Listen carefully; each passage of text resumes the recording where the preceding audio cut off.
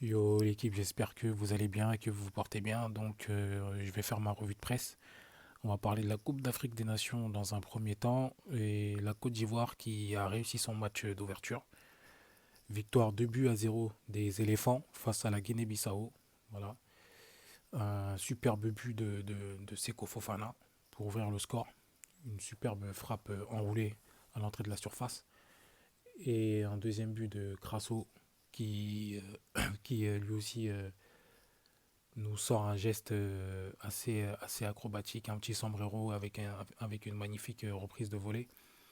Voilà, deux superbes buts. La Côte d'Ivoire est lancée dans sa compétition. Mais bon, il y a un peu de déchets. C'est peut-être la pression. Peut-être la pression du match d'ouverture, le fait de trop vouloir bien faire. C'est compréhensible. Après, je pense que la Côte d'Ivoire, c'est une équipe qui va monter en puissance durant la compétition. Le truc, c'est que là, la Guinée-Bissau en fait, les a un peu bousculés. Si la Guinée-Bissau aurait été un peu plus précise dans les actions offensives, ils auraient pu porter préjudice aux Ivoiriens, notamment en défense centrale et dans le couloir droit. On sent une petite fébrilité. D'ailleurs, Singo est sorti à la mi-temps. Je ne sais pas qu'est-ce qu'il a eu exactement, s'il a été blessé ou pas. Serge Aurier l'a remplacé et Serge Aurier n'était pas du tout dans son match. Il n'était pas du tout dans son match. Il a eu, il a fait quelques erreurs. Ça aurait pu être payé cash, mais heureusement pour eux que les Bissau-Guinéens sont imprécis dans les passes et surtout dans les transitions offensives. Il manque ce côté technique de leur côté. Après, j'ai envie de soulever la performance de Seko Fofana, voilà, à notifier. Il a été élu homme du match. Au milieu de terrain, on voit clairement que c'est lui le patron. C'est même lui le patron de l'équipe, je dirais. C'est lui, on dirait, qui dicte le tempo, je dirais. Et, euh, et vraiment, il a été excellent, même il a pas eu besoin d'élever son niveau. On sent que voilà, il est au-dessus de ses compères au milieu de terrain, Sangaré et Caissier, qui sont eux plus dans le charbon, plus dans le fait de récupérer la balle et de transmettre. Seko, lui, est capable de récupérer, de transmettre, mais aussi de percuter vers l'avant, voilà, de jouer dans les phases de transition. Il est très important. Vraiment un très bon joueur, Seko Fofana. J'aime beaucoup ce joueur-là. Je pense que il n'a pas fini de faire parler de lui dans cette Coupe d'Afrique des Nations. Il a été élu naturellement homme du match. Donc voilà, c'est tout pour moi pour le match d'ouverture de la Coupe d'Afrique des Nations. La suite, ça va se passer demain avec les autres matchs. Il y aura sûrement un épisode après ces matchs-là, après le dernier match de la soirée. On continue avec les joueurs qui m'ont marqué aujourd'hui. C'est en première ligue. En première ligue, en tout premier, avec Manchester City face à Newcastle. Victoire de City, 3 buts à 2 sur le fil. Voilà. Et en fait, il y a eu un élément déclencheur dans ce match, un détonateur. C'est Kevin De Bruyne. Kevin De Bruyne est entré à la 70e minute de jeu. 4 minutes après, il nous met un superbe but d'une frappe dont il a le secret, qui va se loger dans le petit filet opposé.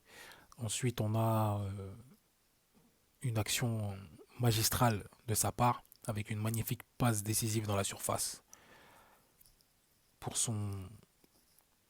pour son camarade qui n'a plus qu'à pousser la balle au fond des filets. Et vraiment, voilà, je voulais souligner l'apport de Kevin De Bruyne dans cette équipe. C'est le jour et la nuit en fait sans lui. Un match comme ça, si lui il n'est pas là, ça se terminait en match nul.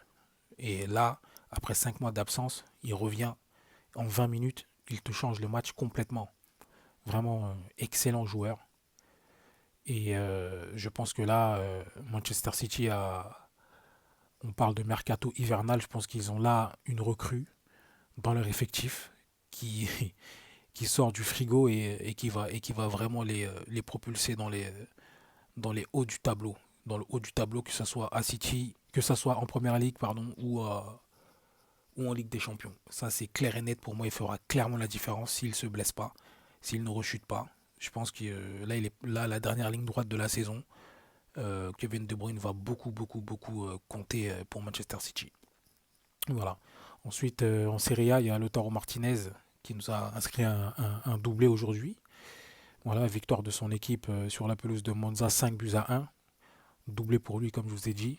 Et c'est son 18e match en Serie A. Il nous a inscrit 18 buts. Il est en tout actuellement à 25 matchs pour 19 buts inscrits et 2 passes décisives.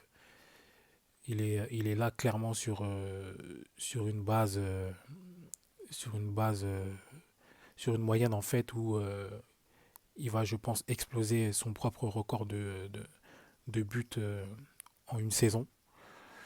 Parce que lui, son meilleur, son meilleur ratio, son meilleur taux de but, c'était 50, en 57 matchs, il avait mis 28 buts et 10 passes décisives. Et là, il en est à 25 matchs seulement pour 19 buts pour la moitié de saison. Donc, je vous laisse faire le calcul. Et vu la forme qu'il a cette année, je pense il va au moins égaliser, voire dépasser son nombre de buts qui était de 28 la saison dernière. Donc voilà, Lautaro Martinez est en forme, il est en pleine bourre. Et actuellement, je pense que pour moi, c'est le meilleur attaquant en Serie A, voire c'est l'un des meilleurs attaquants au monde actuellement. Donc voilà, c'était tout pour moi pour aujourd'hui. Demain, il y a l'Égypte qui entre en scène pour la Coupe d'Afrique. Voilà, il faudra surveiller Mohamed Salah et Marmouche s'il joue. Ça va être deux joueurs qu'il faudra suivre. Ça va être très intéressant de voir comment l'Égypte va pouvoir, jouer et comment voir comment est-ce ils vont s'imposer. Donc voilà, c'était tout pour moi et je vous souhaite une excellente soirée.